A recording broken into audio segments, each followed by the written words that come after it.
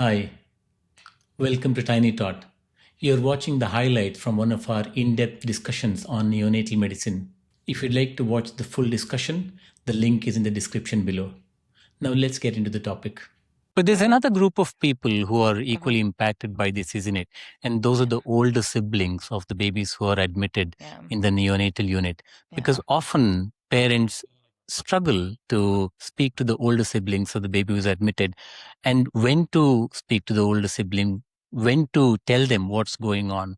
How should the parents communicate with the older siblings about their new brother or new sister who is critically ill or born prematurely? Are there any age-specific appropriate strategies that they can use to communicate with the older siblings? Yeah, I think thank you for asking and recognizing this. I think this is definitely a forgotten, group that we tend to, set aside and not talk about. And I think they're so important and they play such an important role in the baby's life. So I think, first of all, they have a right to be informed.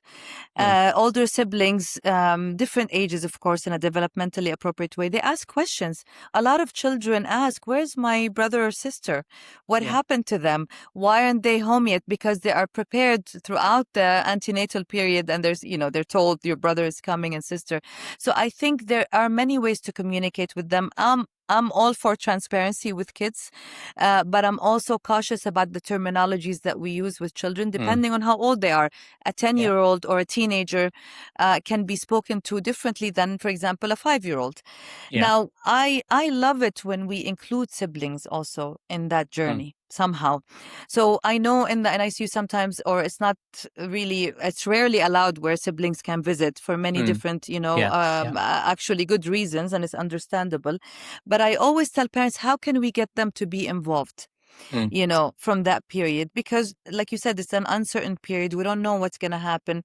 Sometimes I tell parents, can you have them record an audio message and so the baby can listen to the voices of their siblings? Can you have maybe the video call on and maybe can have them talk to the baby or say what they want to say to the baby? I think it can work, in very powerful ways for both the sibling and also the baby. The only thing I also get worried about with siblings is that they can be just as traumatized. They can experience also different feelings, including guilt and shame, and they can have different, fantasized notions of why this is happening. In some families, they can also become parentified to other siblings, or they can carry a burden at home.